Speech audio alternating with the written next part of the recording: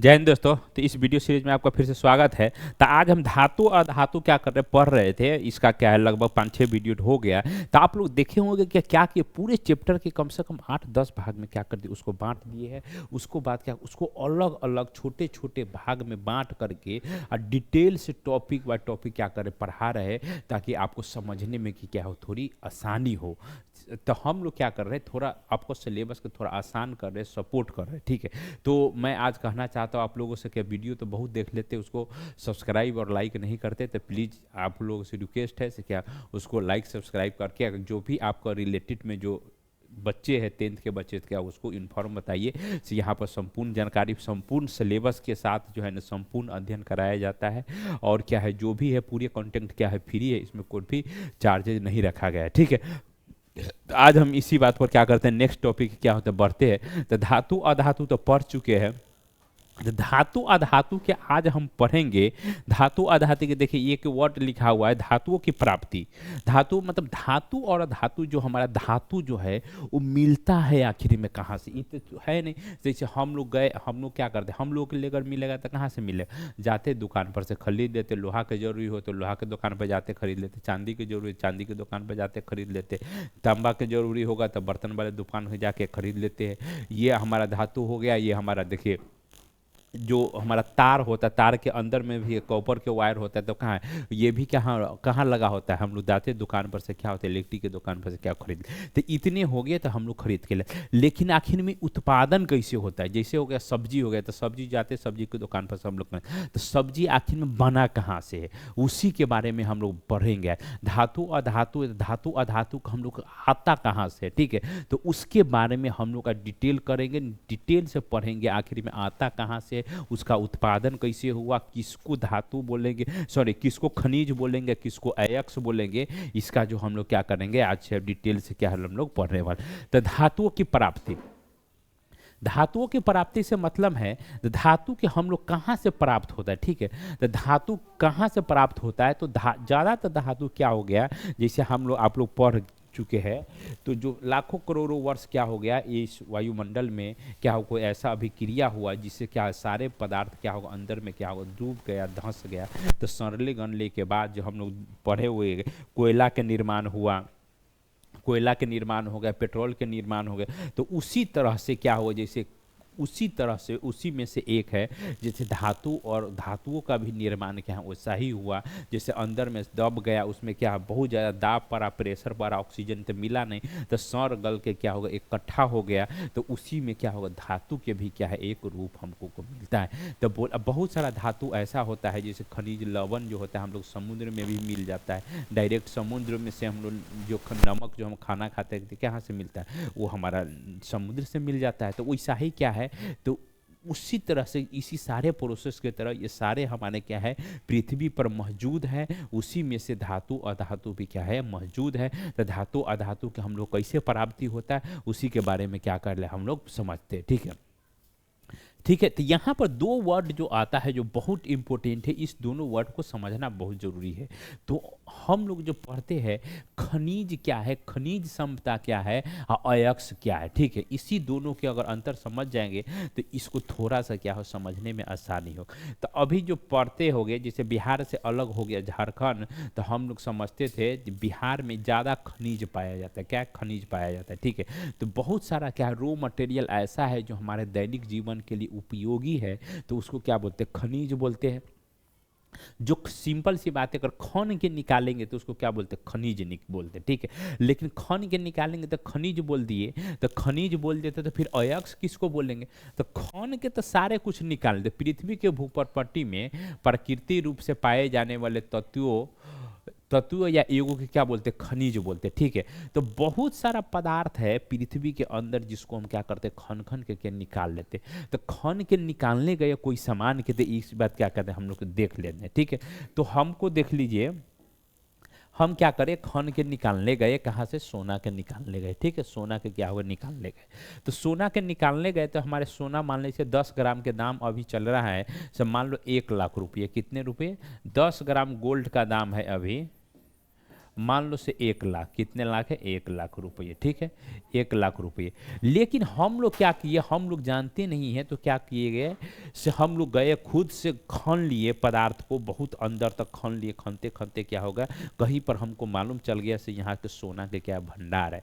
तो सोना के भंडार क्या किए, पहले हम 200 फीट उसको खने, तो हमको क्या ऐसा थोड़ी है तो एक दिन तक ले काम नहीं करेगा, एक दिन मजदूर फ्री में काम करके बहुत दिन तक ले थोड़ी काम करेगा। तो उसको खनने गए तो उसमें क्या हमें खर्च हुआ, तो खर्च हुआ तो हमको क्या होगा, 10 ग्राम हमको क्या हो गया, गोल्ड हमको मिल गया। क्या होगा, 10 ग्राम गोल्ड हमको क्या मिल गया, मिल गया। तो 10 ग्राम गोल्ड के जो हमको दाम जो निकला, जैसे पूरा प्रोसेस के हम जो निकाले, पूरा प्रोसेस के प्राइस निकाले, तो यहाँ पर हमको उसको खर्च पड़ गया हमको 5 लाख रुपये। कितने लाख रुपये, 5 लाख रुपये। तो हम अगर मेहनत किए, इतना मेहनत किए, पूंजी लगाए, फिर भी 10 ग्राम सोना के दाम हमको कितना मिला, 5 लाख रुपया मिला। और जो हमारा ऑलरेडी अवेलेबल है, हम कुछ भी नहीं सोचते विचारते, सीधे जाते दुकान पर से खरीद के लिया दे, तो हमको क्या 1 लाख रुपया में क्या होता है, वो सामान क्या होता है हमको मिल जाता है। क्या होता है, मिल जाता है। तो यहाँ पर समझने वाली बात है, तो कौन ज़्यादा लाभदायक हुआ, तो ये वाला क्या होगा, लाभदायक होगा। तो वैसे खनिज जिसको निकालेंगे हम धरती में से, एक जगह से मानो निकाले तो हमको 5 लाख रुपया क्या हो लगा, ठीक है। और दूसरे जगह से क्या हो गया, दूसरे जगह से में 10 ग्राम क्या गोल्ड निकाले, दूसरे जगह फिर गए वहाँ पर खन के क्या निकाले, हम गोल्ड निकाले, तो वहाँ पर हमको खर्च जो पड़ा, वहाँ पर हमको खर्च पड़ गया, वहाँ पर खर्च पड़ गया हमको 10 ग्राम के, हमको मतलब 40,000 पूरे, 40,000, ठीक है, 40,000 क्या पूरी हमको रुपया हमको खर्च पड़ गया। तो इस तीनों पॉइंट के देखिए, मार्केट में अवेलेबल है 1 लाख रुपया में 10 ग्राम, उसी दाम के प्राइस है। हम लोग खुद से खन के निकालने गए तो हमको 5 लाख रुपया लगा, एक जगह से खन के निकाल, और दूसरे जगह से अगर खन के निकाले तो हमको क्या निकल गया, तो हमको 40,000 रुपया में क्या होगा, 40,000 में क्या होगा, हमको वो पदार्थ क्या हमको मिल गया, 40,000 में क्या हो पदार्थ हमको मिल गया, 10 ग्राम सोना, ठीक है। तो 10 ग्राम सोना, तो इसमें से बोला जाएगा तो ये तो डायरेक्ट मार्केट में अवेलेबल है, तो इसको हम लोग क्या करेंगे, इसको तो हम डायरेक्ट क्या करेंगे, यहाँ से बाहर कर दिए। तो अब हम तुलना करेंगे इसमें और इसमें कौन खनिज हुआ। तो खन के निकाले, इसको भी खन के निकाले, ये इसको भी, तो ये तो हमको बहुत महंगा पड़ गया। तो जो सामान फायदादायक नहीं है तो उसको हम खनिज बोलेंगे, अयस्क नहीं बोलेंगे। तो इस दोनों से तुलना करेंगे तो अयस्क कौन है, अयस्क जो हमको टाइप ए है, और मान लो से टाइप बी है, दूसरे वाला टाइप जो है जिसको हम 40,000 रुपया से क्या हो गया, हमको 40,000 रुपया खर्च करके हमको 10 ग्राम सोना मिल गया, तो वो प्रॉफिटेबल है, फायदादायक है, तो वो क्या है, हमारा अयस्क हो गया। क्या हो गया, अयस्क हो गया, ठीक है। तो अयस्क की अगर बात बोलेंगे तो क्या है, बहुत सारा ऐसा पदार्थ जो हमको खन के निकालेंगे, जो लाभदायक होगा, फायदादायक होगा, जिससे हम प्रॉफिट होगा, उसको बेचेंगे तो हमको नाफा होगा, तो क्या बोलेंगे, उसी को हम क्या बोलते हैं, अयस्क बोलते हैं। जैसे मार्केट में कोई सामान बिक रहा है 25 रुपये, ठीक है, हम खन के निकाले, उसको प्यूरिफाई किए, शोध किए, तो हमको 20 रुपये मिल गया, 20 रुपये मिल गया तो 5 रुपया हमको फायदा हुआ, तो वो लाभदायक हो गया, तो वो हमारा क्या होगा, अयस्क हो गया, ठीक है। मान से एक दूसरा सामान भी है मार्केट में 25 रुपया मिल रहा है, और उसको खन के निकाले, प्यूरिफाई किए, हमको प्यूरिफाई करने में, खन के निकालने में क्या होगा, हमें खर्च लगे, तो उसका दाम हमको पड़ गया 40 रुपया, तो अयस्क नहीं हुआ। तो वो सिर्फ खनिज है लेकिन अयस्क नहीं है, क्योंकि लाभप्रद नहीं है, लाभप्रद नहीं। तो वैसा पदार्थ जो हमके लिए लाभदायक हो, फायदा देगा, तो उस मिनरल को, सॉरी, उस खनिज या मिनरल को हम क्या बोल देंगे, अयस्क बोल देंगे। क्या बोल देंगे, अयस्क बोल देंगे। तो अयस्क क्या है, अयस्क एक तरह के खनिज है, मतलब खनिज ही है, जो खनिज ज्यादा फायदादायक होगा उसको क्या बोल देंगे, हम अयस्क बोल देंगे। क्या बोल देंगे, अयस्क बोल देंगे। तो इसमें क्या लिखा है एक बार क्या होता है हम लोग समझ लेते, ठीक। जिस खनिज में प्रचुर मात्रा में धातु विद्यमान हो, अर्थात उसमें क्या हो, ज्यादा धातु विद्यमान हो, तथा उसमें कम खर्च में ही सरलता से क्या हो, धातु हमको प्राप्त किया जा सकता है, तो उसे क्या बोलते हैं, अयस्क बोलते हैं। तो ऐसा खनिज जो जिसको निकालेंगे तो वो हमको फायदा देगा, तो उसको क्या बोलना, अयस्क बोल देंगे। और जो नहीं फायदा देगा तो वो खनिज के खनिजे रह जाएगा, उसको हम लोग अयस्क नहीं कहेंगे। ठीक है। तो बहुत सारा सामान है जो हमको, जैसे अभी देख लिए लोहा है, लोहा मान लो से यहाँ पृथ्वी में सर्वे हुआ तो यहाँ पर लोहा मानते 500 मीटर के अंदर में क्या लोहा मौजूद है। तो 500 मीटर में हम खन के निकालेंगे तो हमको लोहा के कॉस्ट पड़ेगा, जैसे मान लो से 1000 मतलब 1 केजी का दाम अभी 50 रुपये चल रहा है, हम खर्च करके निकालेंगे तो वो हमको 100 रुपया क्या होगा तो 100 रुपया मिलेगा। तो मिनरल हो गया, वो खनिज है लेकिन अयस्क नहीं, क्योंकि निकालेंगे तो क्या महंगा हमको पड़ रहा है, मार्केट से क्या पड़ गया महंगा पड़ गया, तो वो सिर्फ मिनरल होके खनिज होके रह जाएगा, अयस्क और नहीं हुआ, क्योंकि हमको लाभदायक वो क्या है वो हमारा खनिज नहीं है, तो उसको खनिजे सिर्फ बोलेंगे। तो जो फायदादायक वाला जो खनिज होगा तो उसको क्या बोलेंगे अयस्क बोलेंगे, क्या बोलेंगे उसको अयस्क बोल। अच्छा खनिज को क्या बोलते हैं अयस्क बोलते, क्या बोलते हैं। तो इसीलिए बोले सभी अयस्क क्या है, सभी जो अयस्क है, अयस्क जो हम सभी को तो खने के निकालेंगे, जो ज्यादा फायदादायी होगा तो उसको क्या बोलते हैं अयस्क बोले। तो ऑब्जेक्टिव में बहुत ज्यादा पूछता है, तो सभी अयस्क क्या है खनिज होते हैं, क्या होता है खनिज होते। खनिजे में जो सबसे अच्छा होगा, जो सबसे ज्यादा धातु उसमें प्रेजेंट रहेगा, प्यूरिफाई करेंगे तो आसानी से मिल जाएगा, खर्च कम पड़ेगा, तो उसी खनिज को क्या बोलते दूसरा नाम से क्या बोलते अयस्क बोलते, ठीक है। तो सभी अयस्क क्या होगा खनिज होगा, किंतु सभी खनिज सभी जो खन के निकालेंगे क्या हो अयस्क नहीं हुआ। जैसे अभी देख ले 50 रुपये हमको अति लोहा मिल रहा है, खन के निकालेंगे तो हमको 100 रुपये पड़ गया। तो सभी खनिज, तो यहाँ पर खनिज तो है अंदर में लेकिन अयस्क के रूप में आया नहीं, वो महंगा पड़ गया। तो सभी खनिज क्या है अयस्क नहीं हो सकते, लेकिन सभी अयस्क क्या है खनिज होते हैं, ठीक है। ये कंफ्यूजन जो होगा बहुत होता है, जो क्या है आप लोग को हम लोग को समझा दे, ठीक है। तो अब क्या है इसमें 1-2 पॉइंट लिखा हो। तो अयस्क को जो है अयस्क से धातु को निष्कर्षण एवं उसको शोधन के प्रक्रिया को क्या बोलते हैं हम धातु कर्म या मेटलर्जी कहते हैं।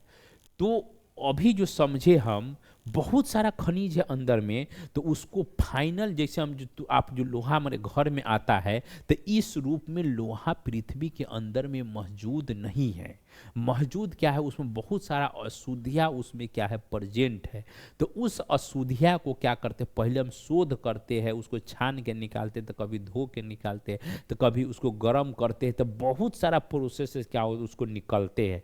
निकालने के बाद फाइनल जो है हमारे घर में जो छौर जो आता है तो उसको हम क्या करते यूज करते। तो इस सब में बहुत सारा क्या खर्च होता है, बहुत सारा प्रोसेस से गुजारना पड़ता है। तो इसी प्रोसेस के हम लोग क्या करते हैं धातु कर्म बोलते हैं, क्या बोलते हैं धातु कर्म मेटलर्जी बोलते हैं, क्या बोलते हैं इसी को हम लोग क्या बोलते हैं धातु कर्म बोलते। तो बोलेगा धातु कर्म क्या है, तो धातु कर्म क्या है, तो जो हमारा जो अयस्क जो हो गया अयस्क जो रो फॉर्म में है, जो देखने में काला है भूरा है, जिसको हम यूज नहीं कर सकते, अयस्क के फाइनल धातु तक मतलब फाइनल जिसको हम उपयोग कर सकते हैं निष्कर्षण करने में, उसको हटाने में, अशुद्धियाँ के दूर करने में, उसको ताप करेंगे, कभी उसको हटाएंगे तो गैंग होगा, जितना भी अवांछनीय पदार्थ होगा जिसमें सट्टा गारा होगा उस सब के हटाने में क्या होता है एक प्रोसेस से गुजारते हैं, अर्थात क्या हो एक शोधन प्रक्रिया हो गया।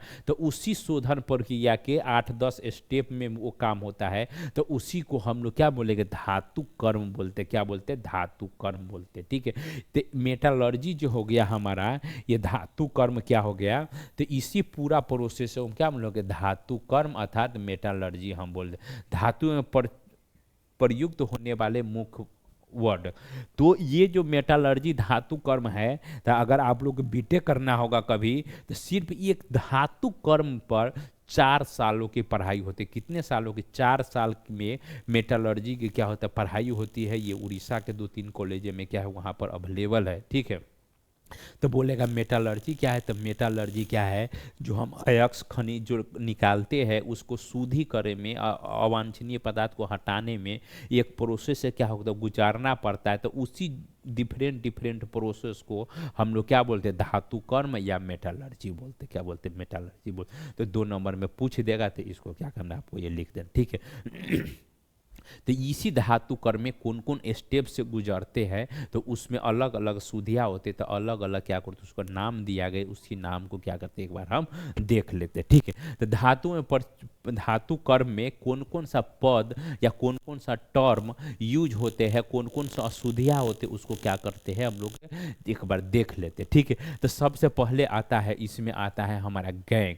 तो 2 नंबर में पूछ देगा आपसे सीधे से 2 नंबर में लिखा रहेगा व्हाट इज गैंग, मतलब अर्थात गैंग होता क्या है। ठीक है, गैंग क्या होता है। ठीक है, तो गैंग क्या हो, पृथ्वी में खनिज जो हम जो अयस्क जो अभी मिल गया, जो हमारा मिट्टी जो अयस्क खन के निकालेंगे तो मिट्टी के अंदर में होगा, तो अंदर में जो होगा जो सामान, तो उसके खन के निकाले तो उसमें बहुत सारा क्या होगा, मिट्टी होगा, रेत होगा, बालू होगा, कंकर होगा आदि जैसे अशुद्धियाँ क्या होता है हमारा अयस्क में क्या होगा मिला रहेगा, जिसे क्या बोलते गैंग कहते। क्या बोलते गैंग।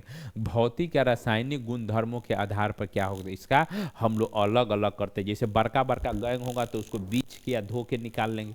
अगर मान लो गैंग नहीं ऐसा गैंग है तो बीच के या धो के नहीं हटेगा, तो क्या करते हैं, जैसे हमारे कपड़ा गंदा हो गया, बहुत ज़्यादा गंदा हो गया, तो अगर बड़का बड़का गंदा होगा तो झाड़ के निकाल देते हैं। अगर मान लो रंग से गंदा होगा तो क्या करें, उसको धोएंगे, केमिकल रिएक्शन होगा।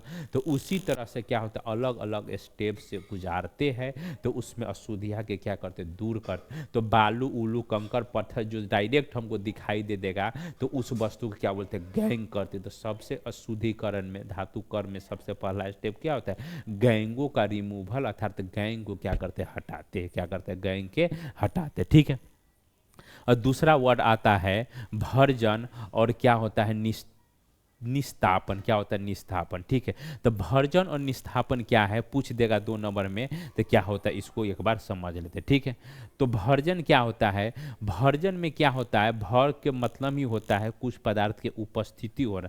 तो भर्जन को बोलेंगे इंग्लिश में क्या बोलते हैं रोस्टिंग बोलते हैं। क्या बोलते हैं उसको रोस्टिंग बोलते हैं। ठीक, तो ऑक्सीजन के उपस्थिति में जैसे हम क्या खनिज निकाल लिए और ऑक्सीजन के उपस्थिति में अगर गर्म करेंगे उसको क्वथनांक से नीचे तक, तो क्या बोले उसको भर्जन विधि कहते हैं। जो प्रोसेस से उसको साफ करेंगे अशुद्धियाँ के हटाएंगे, तो और उस शुद्धियाँ हटाने के लिए हम उसको गर्म करेंगे। कोई भी सामान होगा देखते हैं कभी गर्म कर देते तो उसमें अशुद्धियाँ क्या होता है जो भी होता है भाग जाता है, हट जाता है, तो उसी को क्या बोलते हैं भर्जन कहते हैं। तो भर्जन में सब सल्फाइड अयस्क क्या होगा इसमें गर्म मतलब शुद्धिकरण किया। सल्फाइड अयस्क को वायु की पर्याप्त आपूर्ति की स्थिति में तीव्रता से गर्म करने पर क्या ऑक्साइड में क्या होता है हमारा परिवर्तित हो जाता है। क्या होता है ऑक्साइड में हमारा परिवर्तित होता है, तो उसी को क्या बोलते हैं भर्जन बोलते हैं। ठीक है, तो ऑक्साइड में अगर बोलेगा भर्जन में और निष्पादन में अंतर लिखने के लिए, तो इसमें आगे समझ में, तो इसमें क्या हो सल्फाइड अयस्क को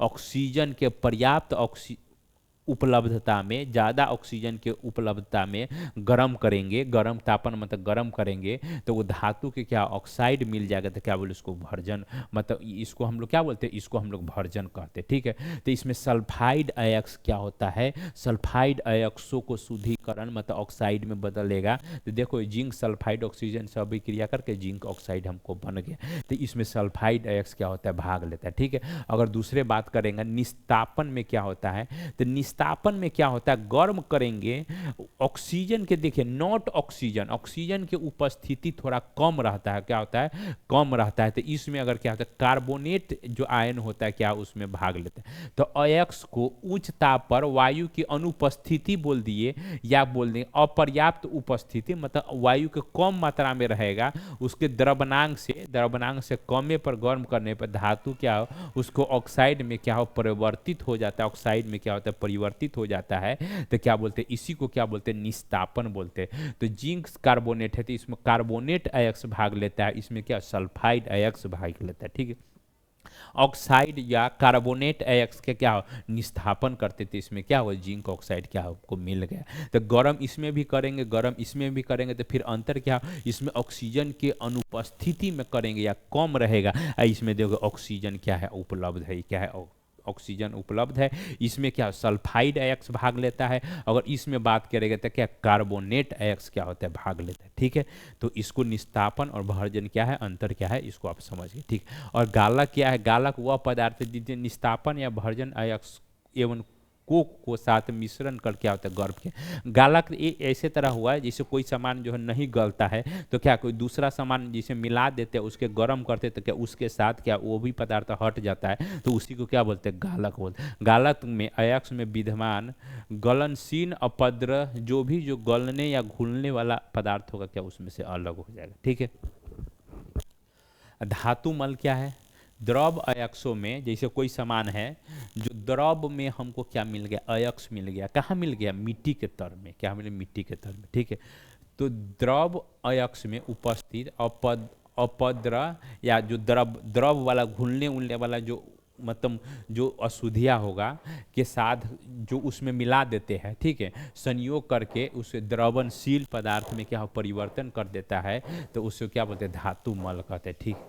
उसी तरह क्या परगलन क्या है तो परगलन धातु के ऑक्साइड को कोक के साथ गर्म करके धातु में परिवर्तन करने की प्रक्रिया क्या बोलते हैं हम लोग क्या बोलते हैं उसको हम लोग ये परगलन बोलते हैं। ठीक है। तो रखते हैं अब नेक्स्ट वीडियो में क्या होता है मिलते हैं। धातु का निष्कर्षण जो है ये बहुत ज़्यादा इंपॉर्टेंट टॉपिक है इसको क्या करते हैं हम लोग एक बार देख लेते हैं और समझ लेंगे। ठीक है। तो ये हम लोग रासायनिक अभिक्रिया के थ्रू कोई भी पदार्थ जो है ना वो कैसे 3 भाग में क्या होगा बांटा हुआ है मतलब ज़्यादा अभिक्रिया कम अभिक्रिया और निम्न अभिक्रिया के थ्रू क्या होता है इसका मतलब अभिक्रिया कैसे करके कोई पदार्थ को हम निष्कर्षण करेंगे वो 3 विधि के पहले उसको 3 भाग में बांट दिए हैं। पहले जो ज़्यादा अभिक्रियाशील है वो कम अभिक्रियाशील है उससे भी कम अभिक्रियाशील है उसके अनुसार के क्या कर दे हम लोग को नेक्स्ट वीडियो में क्या करें उसको बताते। ठीक है रखते हैं मिलते हैं नेक्स्ट वीडियो में। Thank you.